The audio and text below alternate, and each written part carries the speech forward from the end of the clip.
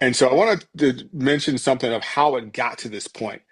And when I first started working at Golds, there's a high level competitor that I knew, and he did really well in the USA. And everyone that placed above him wound up being a well-known pro that could name. And I was talking to him and said, "Dude, that's amazing. What are you going to do next? You're going to do nationals? Going to do this again? You're right. Oh, you're almost right there." And he says to me, "Man, I think I'm done."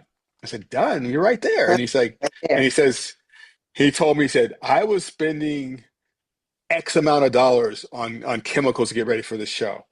And he's talking to the other people and said, "They're spending 4X. It's Yeah. like four times more than he's spending." He said, "I can't do that. That's half my salary." Get your salary. And what happens is people started using more and more and more and more stuff. And so now you had a situation where the guys that wanted to compete couldn't afford what they're doing. So they had to like recruit people to make money off of. So the hats changed. Now they're telling people that maybe shouldn't be doing this for years or at all for this show. They have to like try to cut their costs or try to compensate for how much they have by referring people to do this or by selling this on the side or whatever. So it turned some people who were coaches into basically drug dealers, trying to be able to afford what they're trying to do themselves because they didn't have the time or the ability to go make that money somewhere else.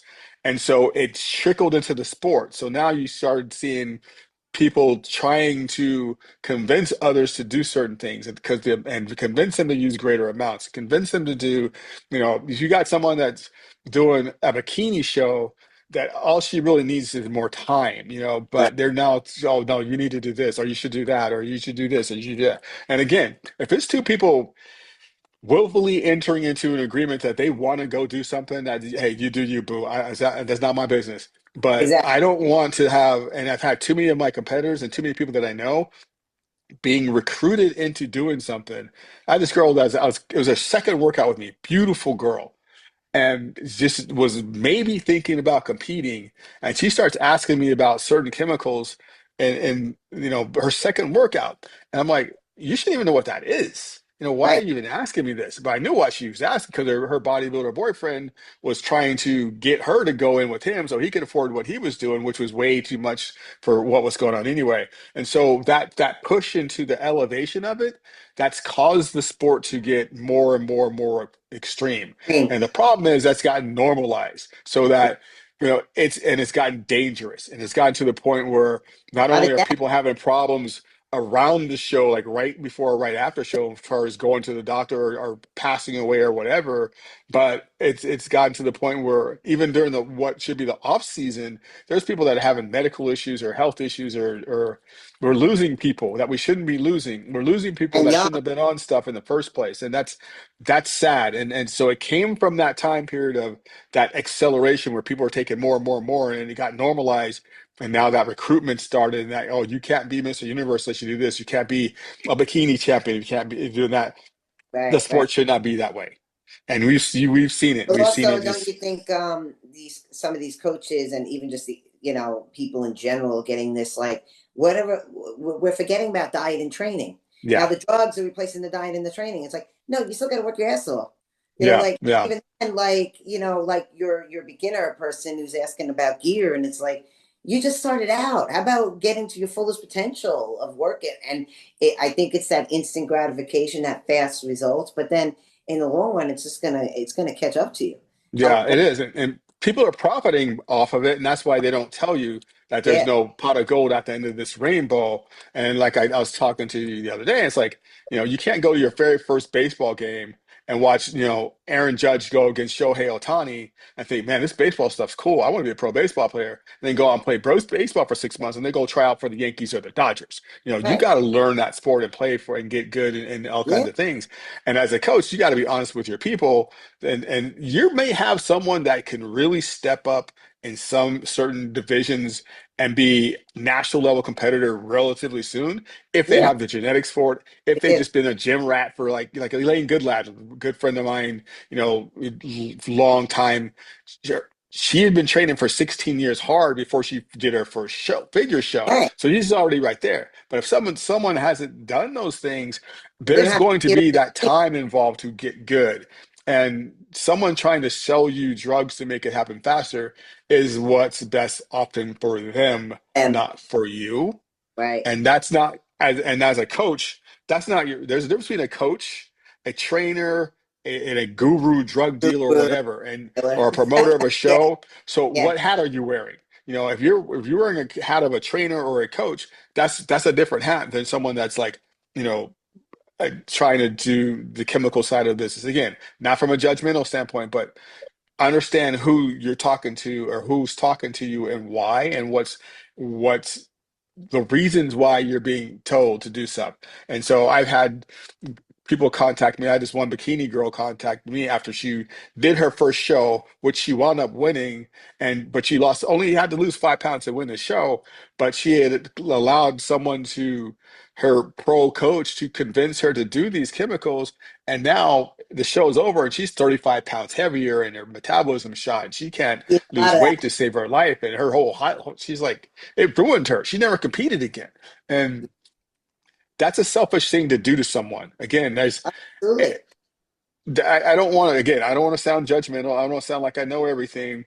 And there's people that, if you're trying to do that thing, you should find someone that's knowledgeable in that. And that's not me. I've never done it, not going to do Right. it, not my Right. interest. Mhm. But people shouldn't be recruiting someone into doing something that they It's haven't gonna had an pretty much interest wreck in. them. And if your division you're trying to compete in requires you to do that, you should be in a different division. Or the organization, you can only be competitive if you do those things that you don't want to do. You have to do those things. You should be looking for a different organization. And there should be other avenues for you. And that's why I love that the fitness model division is back. And that's why I love that Yeah. there's other divisions than maybe some of the most name brand ones. And as Yeah. a coach, you're letting your competitor know about those and what different options are.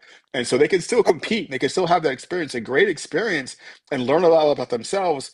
But that the whole you got to do this or you should do that or all these other people are doing this or whatever, that's why we got here, and that's unfortunately it's gotten too extreme, and it's Definitely. caused too many problems. And I can't count how many times we've messaged back and forth about, did you see Like, this people are person? You see dying. this? You see that? Guys and girls. It's not even just Yeah, guys anymore. Now it's the girls. Like back in the day, you'd hear about the guys, but now it's the girls. And I personally think as a female that the drugs wreck you even more. You're yeah, worse.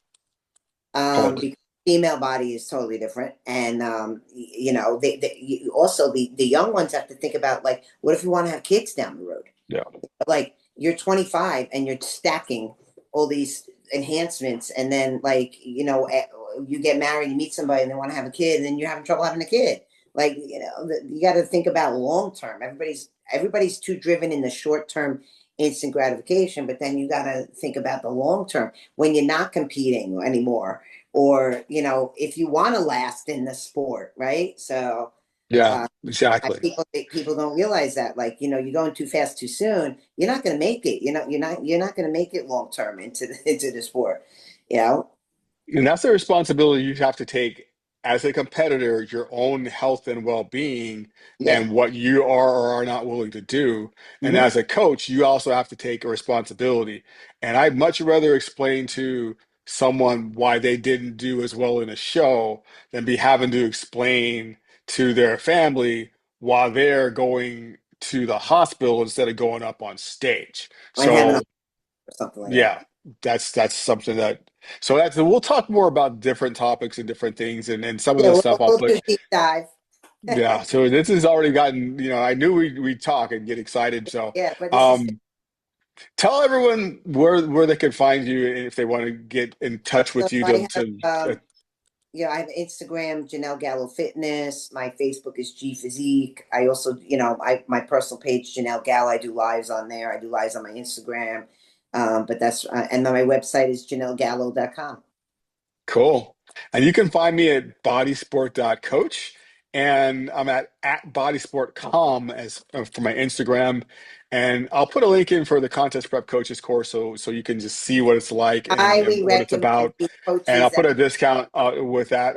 Don't feel like you have to get it, but if it's something you're interested in, feel free to message me and talk. We will do more of these. We'll do some that'll be live. We'll do some that will be live via Zoom, some on IG, and some will pre-record. And then yeah, some we'll do some exclusive stuff that yeah. we may only have in the course so we can get into more detail or something like that. But we really just want to do our part to help the industry get maybe a little safer, maybe a We're little not, better, maybe have some more education out there and be supportive. And like I said, there's a lot of really, really great coaches out there and so many talented competitors.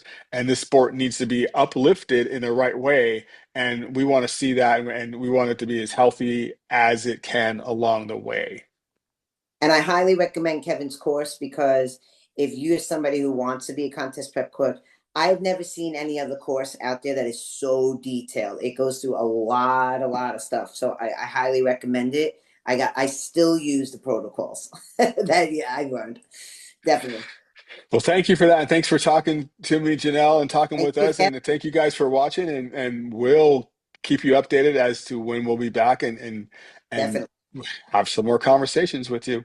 A lot more good conversations that Exactly. other people that a lot of people want to see because nobody's doing this. So we wanted to get this out here to, educate client and coach. Cool. So you guys take care, train hard and grow easy. Yeah, have a great one.